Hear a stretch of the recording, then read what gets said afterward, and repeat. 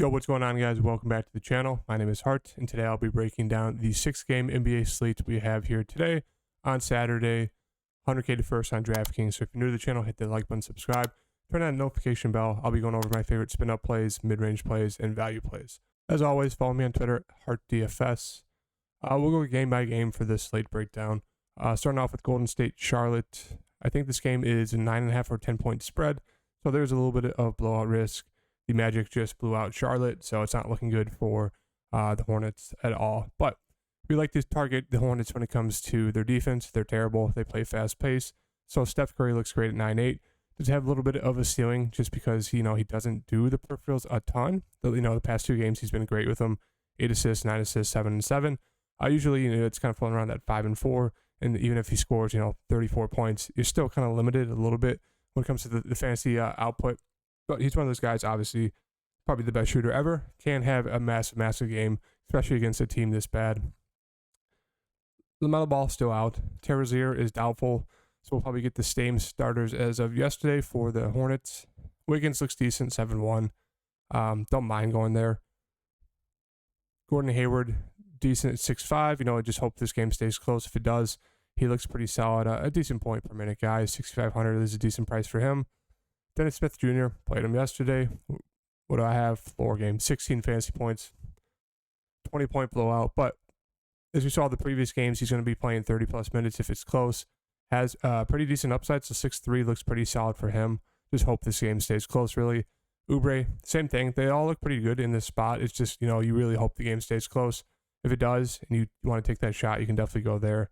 PJ Washington, okay. I guess he has a little bit of upside, but really just not for me. Would not rather play anyone else besides him. Jordan Poole, 5'9", great price for him. Hasn't really flashed the upside. They blew out Miami, so they really didn't have to do much there. Draymond, 5'7", just a little too pricey for me. Klay Thompson, I think this price looks very, very solid for Klay. Obviously, he's very scoring dependent. Really need him to hit his shots. Hasn't been shooting the ball well at all, going from the playoffs into this season.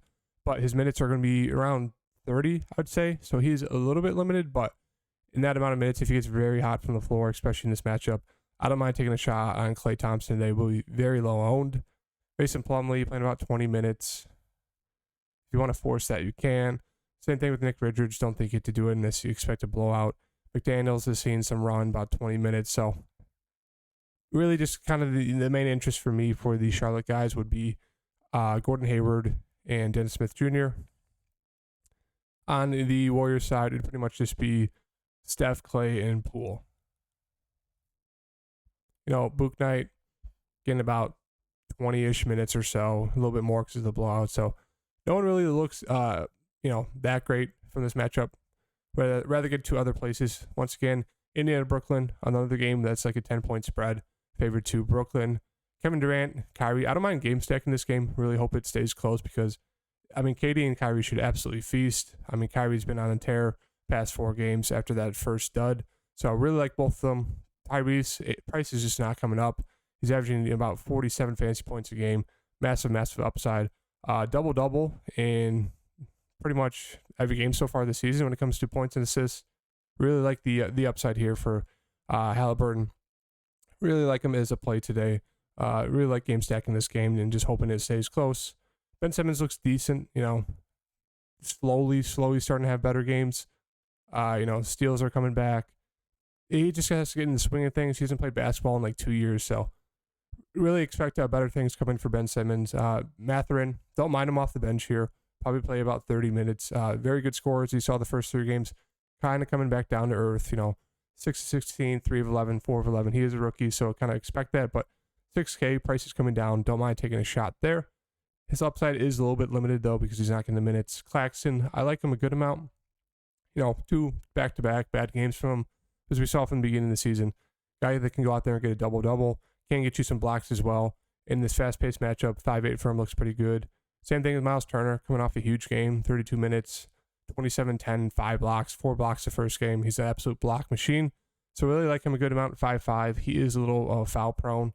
So, Kyrie and KD could definitely get him into foul trouble, but 5-5 for that massive upside he has is pretty solid. But he'll a little too scoring dependent for me, coming off the 2 great games shooting the ball. If you want to ride the hot streak, you can, but prefer paying a little bit down for Jalen Smith. Once again, the minutes are pretty solid on him, about 30 a game. Double-double candidate, so I like him a good amount in this matchup. Don't really know how he's going to be able to guard KD, but looks pretty solid. Royce O'Neal, decent play. Shooting the ball a ton, just not really hitting his shots. He can do a little bit of everything, so if he does end up hitting his shots, he could definitely get you, closer to 30, 35 fantasy points at 4-9, which is really good. Joe Harris, not in play yet, just not playing enough minutes. Zay Jackson can definitely get you there in a small amount of minutes, as I said from the beginning of the season, almost 30 and 16 minutes. This is one of those matchups that could really benefit him, so I don't mind taking a dart throw there. Otherwise, I wouldn't really get down to anyone else on this team. Maybe Neesmith, 3,600, played 30 minutes. He was shooting the ball well, doing a little bit of everything. If you want to take that, you can. I don't really trust it. Rather pay up for these studs in this matchup. Philly, Chicago, another game you can definitely target. Should be a pretty close game. Embiid, love him going against Vooch. It should be absolute barbecue chicken. Don't be surprised if Embiid puts up 40 and 20 on Vooch. That's easily something that he could do on Vooch because Vooch plays a 0 defense. Harden 9-6. Playing along Embiid the first few games, Embiid is obviously playing very bad. Harden is doing very well. So we'll have to see how that plays out. But I don't mind getting to him at 9-6. Looks like James Harden-Vold is back. DeRozan, 8-6. I do expect him to step it up. Played him yesterday. 33 points. Oh, that's fantastic. 1 rebound, 1 assist, 0 blocks, 1 steal. 37 fantasy points. Just super frustrating how, very low ownership. He scores 33 points. You're like, oh, he's going to have a massive, massive day. Nope. Does nothing with the peripheral stats. Only gets 37 fantasy points. So don't mind running back there in this matchup. They're really going to need Zach and DeRozan to step it up, and even Vooch. But I prefer getting to Zach and DeRozan. Zach is a little bit scoring dependent, but he will get you those assists and rebounds. So don't mind going to him there. Really expect him to have a good season this year. Vooch looks okay. Just don't really trust him guarding Embiid. So I'm going to do that. Tobias looks decent. The Bulls don't really have any power forwards. I mean, they have Patrick Williams. Really don't expect him to be able to stick with Tobias Harris. So 58 for Tobias Harris. Hasn't flashed a massive, massive game yet, obviously because he's kind of like 4th on the totem pole on the 76ers. But I don't mind getting into him. He looks pretty solid here going against Patrick Williams. Tyrese Maxey coming off a massive, massive game. 2 massive games in a row, 31 and 44. If you want to ride the hot streak here, 5,700, don't mind it. Even with Embiid coming back, Maxey does have some upside. A little scoring dependent, but, massive game. Played him yesterday, but didn't really help me out because the rest of my lineup tanked. That really does it. Drummond had a great game. You maybe look to him if Vooch gets in foul trouble, but, Drummond is also very foul prone, so he could definitely get in foul trouble as well. Melton got thrown into the starting lineup, played a great game. Expect him to go back to the bench, but obviously we have to keep an eye on the Embiid news because if he's out, obviously it changes everything. Kobe White's going to get some run off the bench. If he's hitting his shots, he's going to play more. Otherwise, he's not going to play a ton. That really doesn't. It's pretty much just the main stars on these teams. Maxey and above. Really don't think you need to take a shot on anyone else besides maybe Drummond and hope he plays well and stays out of foul trouble. Atlanta, Milwaukee. This should be a fun game to watch. Giannis 11-8. He's probably going to go for 45 points. We already know Giannis. So if you're like, if you want to play him, spend up for him, you can. Trae Young 9-7 looks pretty solid here. I just Drew Holiday is most likely going to guard him. Yes, I don't like that for Trae. Would rather get to DeJounte Murray, who's been very, very solid this year. Pretty much averaging about 50 fantasy points per game. I think it's a great matchup for him. Grayson Allen on DeJounte Murray. Giving Murray all day. Drew Holiday, I do like him a decent amount, 8,100. He's just getting a ton of volume. He's just not shooting the ball well. Not the best scorer, but with Trae Young potentially guarding him, I'm assuming on the other side of the ball, when Drew Holiday's a point guard, it's going to be DeJounte on him. So maybe he's Grayson on Trae Young. What to see, but or Grayson, DeJounte on Drew Holiday, and probably Trae on Grayson. So I think it still looks pretty solid for the amount of minutes, amount of usage he's getting as a second scorer on that team. John Collins, 6,600. Looks okay. He's been having some good games recently. Just don't really like the matchup here. Bobby Portis, do like taking a shot here. You know, the shot attempts are going up. Minutes are kind of capped around 25, but he's been going off recently. 44, 30, double-double upside. Really like the matchup for him. Kind of that high-energy guy. 5,400, I think he's one of my favorite, mid-range value plays. Don't expect him to be, chalky at all. So really like that play there for Bobby. Bogdan, still questionable and doesn't look like he'll play. Capella going against, Brook Lopez looks okay. Minutes are kind of fluctuating, not kind of the Clint Capella we're used to. Hunter, a little bit scoring dependent, can get you some rebounds, assists, but just don't really think he to force anything under, 5,300, 5,400, under Bobby Portis, really, unless you want to get super risky. I mean, you could take a shot at Grayson, playing about 30 minutes, hope he's hitting the shots. He's a guy who can do a little bit of everything, but 4,800, don't know if there's enough upside there for him to really pay off that salary. That really does it, 3,900 for Oneka, playing about 20 minutes, but he's doing very, very well in those minutes. That's the only, dart throw I'd take. Brook Lopez is playing decent. I'd really just, 5K for Brook actually looks solid, surprisingly. I don't know why I'm saying that. Price is coming down. He's getting 30 or above pretty much every game, so maybe if you want to take that shot, you can. Rather get to Giannis, Drew, or Bobby. OKC, Dallas. I think this is the last of the games. It's Golden State, Charlotte, Indiana, Brooklyn, and OKC, Dallas that are supposedly going to be blowouts, 10-plus point games, but we'll have to see. Luka obviously looks fantastic, 12-5. I don't think you have to force it, very expensive. Coming off an 84 fantasy point game. I just don't see how you get to him unless you take, you're going to need at least 3 guys in that 4 to 5K range, if not more, to be able to fit in Luka. I just don't think there's enough, upside there to get to fit him in. Don't think you have to force that pay up. SGA, been fantastic all year. Don't mind him here in this matchup. Looks great. Christian Wood, I think he should absolutely feast against this small front court for the Thunder. 7,500.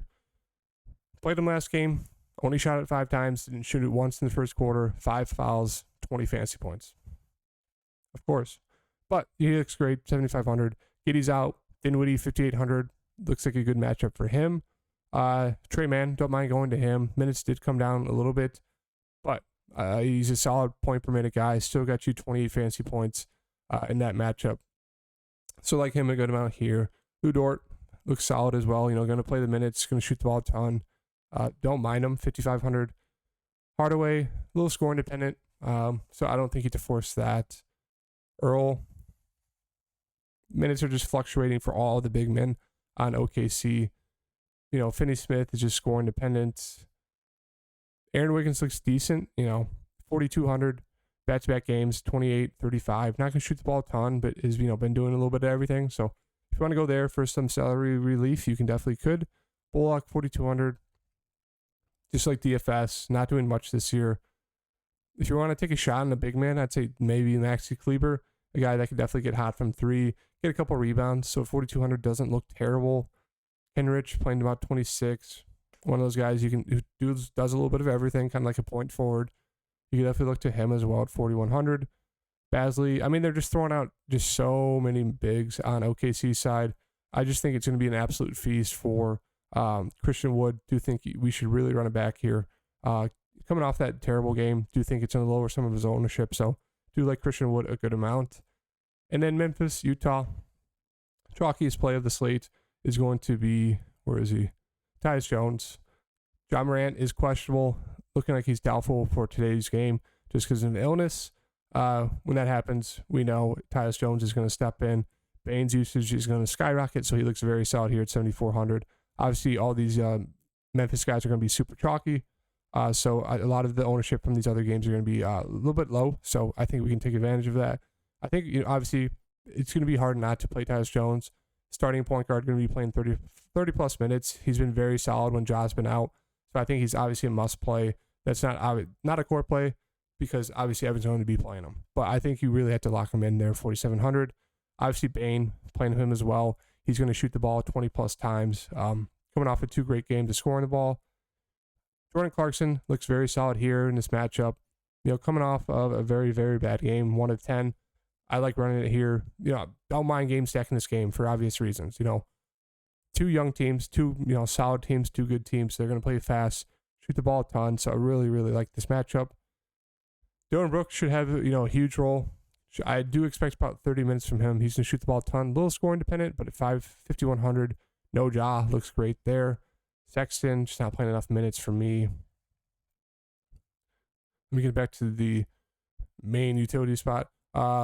Laurie looks great. Has been great this year for Utah, so you can definitely look to him. Mike Conley, I just don't think he can force it. Just not enough of a ceiling for me. Kelly O looks pretty solid. Minutes have come down a little bit. A little bit of foul trouble the past 2 games, but if he stays out of foul trouble, he's a massive, massive ceiling. Not going to shoot the ball a ton, but can get you those assists and rebounds.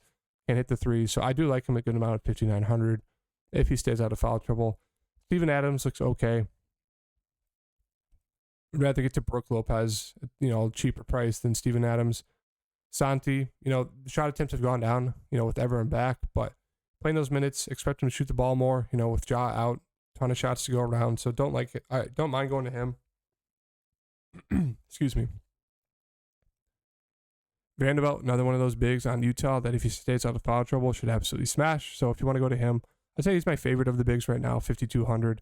There should be no foul trouble for him on this slate. With Ja out, not driving to the basket, he should be able to keep his hands to himself. We'll have to see. Talked about Dylan Brooks and Sexton. I like taking a shot on Brandon Clark here. Minutes were up last game. Do expect him to get a little bit more minutes. Obviously not a main fill-in guy for Ja, but I do expect him to go to the bench a good amount here. Should play a good amount of, should have a good amount of opportunities off the bench here, 4,400. Contract's questionable. If he's in, you can take a shot. I'd rather get to pretty much anyone else. Beasley, a little too scoring dependent for me. Minutes aren't secure. Same thing with Walker Kessler. Minutes are kind of down. Don't mind taking a shot on Jake LaRuvia. Played 30 minutes last game. Scoring dependent, not going to shoot the ball a ton, but 3,600, he should get a good amount of run. They do like him. He's been a decent amount of rebounds, so he has a little bit of upside here, 3,600. I think it's another solid play. Maybe you could take a shot on a guy like David Roddy. Maybe he plays 20. 3,300 for him is decent. That really does it. You can definitely take a shot on those number 6 to 9 guys on Memphis bench. But obviously, I think you really need Tyus. Really like going to Bobby Portis, Christian Wood, and then Tyrese Halliburton. These 3, the core plays, do think they're all going to be pretty low owned. Maybe Tyrese is going to have a solid amount of ownership just because of that matchup against Brooklyn. But Bobby and Christian Wood, 2 players that should be, I'd say, 8% or less, even on a 6-game slate. Maybe a little bit more, we'll have to see. But obviously, Tyus Jones is going to be super chalky. That's my core I'm going to build around for today is these 4 players. So if you like the video, hit the like button, subscribe, turn on the notification bell, and I'll see you guys in the next video. Peace.